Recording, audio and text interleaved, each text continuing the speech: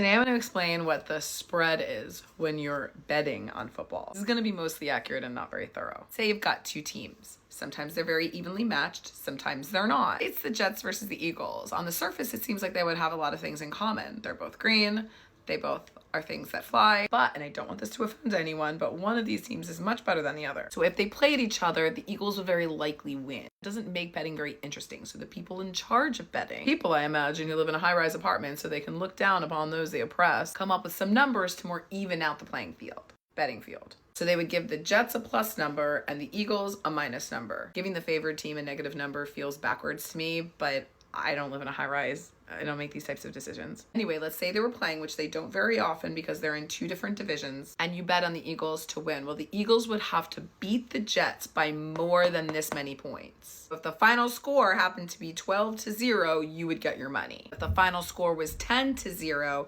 the spread was not covered, so the people who bet on the Jets would get the money. You wrote that backwards. Oh, yeah. I feel like I don't get enough credit for that.